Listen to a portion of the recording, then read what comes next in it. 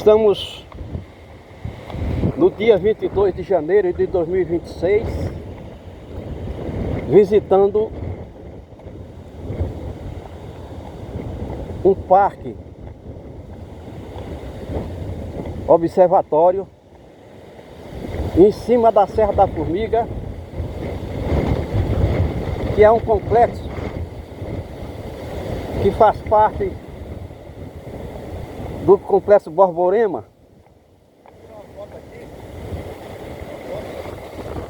aqui no município de Riachuelo.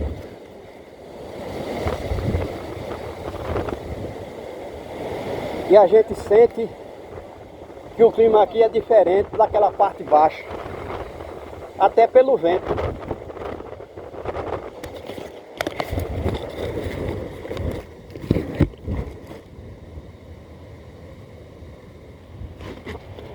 E a gente mostra a situação climática do semiárido nordestino,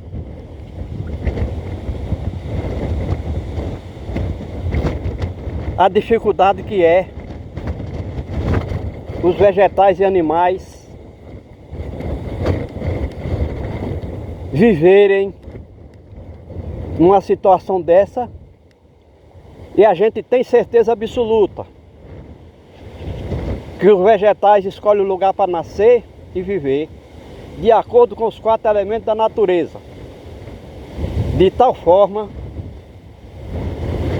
que há milhares ou milhões de anos atrás, quando começaram a chegar aqui os primeiros vegetais, a situação climática não era essa. A umidade do ar era maior. Os ventos úmidos, já que nós estamos apenas a 80 quilômetros do mar. Mais chuva, pelo menos 1000 milímetros de chuva ao ano, para poder situar essa vegetação densa que a gente vê, com muitas espécies de arbustos e árvores. Vegetação típica de cerrado. Vegetação típica de cerrado. Com até 2 elementos a nível de árvore e arbusto por metro quadrado. Podendo chegar a uma massa vegetal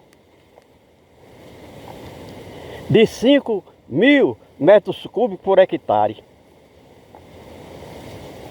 Grande variedade de plantas, variedade de espécies. E entre os vegetais, arbustos e árvores, nasciam a erva, a relva,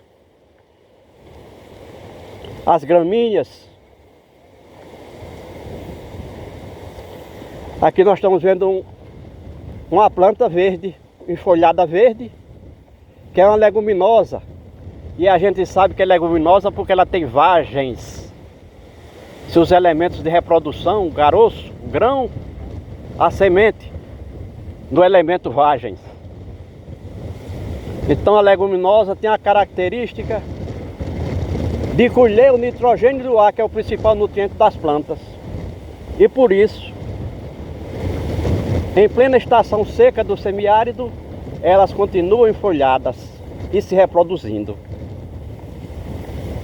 Nós estamos vendo, por exemplo, o cacto facheiro, o mandacaru, o xique-xique, que são plantas que têm a capacidade de armazenar muita água no corpo durante as chuvas, e assim consegue permanecer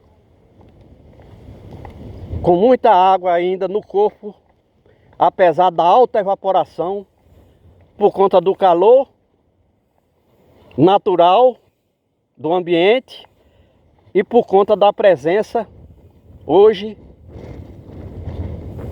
há cerca de 50 anos, do fenômeno famoso chamado de aquecimento global.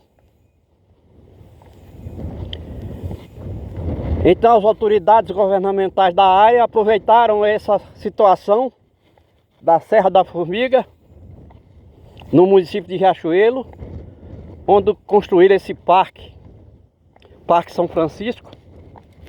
E a gente vê aí a imagem do santo, que segundo se sabe, tem 17 metros de altura. Serra da Formiga, e aqui está a formiga. Provavelmente não é tempo mais de formiga, porque o clima tem se tornado cada vez mais inóspito para todas as formas de vida. E até os insetos estão sentindo a ausência de água. As plantas, idem. A gente vê no ângulo da nossa câmera algumas plantas dispersas, ainda enfolhadas, que, como a gente falou no início desse vídeo, são as plantas leguminosas que conseguem tirar o nitrogênio do ar, que é o principal nutriente das plantas. Então o homem aproveitou essa situação para construir esse mirante do Parque São Francisco, onde as pessoas podem visitar como uma promoção turística. E certamente limitado pela falta de água aqui no abastecimento urbano. Nós temos aqui um povoado chamado Serra da Formiga, em que são abastecidas as casas por carro-pipas com água que traz do abastecimento urbano da cidade de Riachuelo, dificultando assim a ocupação dessas terras para morada, já que é um ambiente alto, muito ventilado, bastante intensidade de luz solar e clima perfeito para se respirar e se viver. Mas como a gente já disse em outro vídeo, 65% de um vegetal, de um animal, se constitui de água. Mas no ser humano, a água é mais de 80% no sangue e mais de 90% na massa encefálica. E não é qualquer água, tem que ser água doce no estado líquido, cuja fonte são as chuvas. Então a vida precisa de água todo dia, a todo instante. E a gente vê aí o cacto tentando botar frutos. É um cacto chamado facheiro. Florou antes, provavelmente porque passou alguma chuvinha por aqui há poucos dias, que foi suficiente para criar flores que se converteram nesses frutos, mas certamente não vai se desenvolver satisfatoriamente, porque a planta precisa de água todo dia. Tem que tirar essa água do chão por intermédio das raízes, e o chão não tem água, porque a chuva que passa aqui é de baixa precipitação, e a evaporação por conta do aquecimento global e a própria temperatura ambiente é muito alta, tirando água do corpo das plantas, do corpo dos animais, do solo, dos reservatórios. Então, à medida que a água vai desaparecendo aqui, já por conta do novo clima imposto pelo aquecimento global,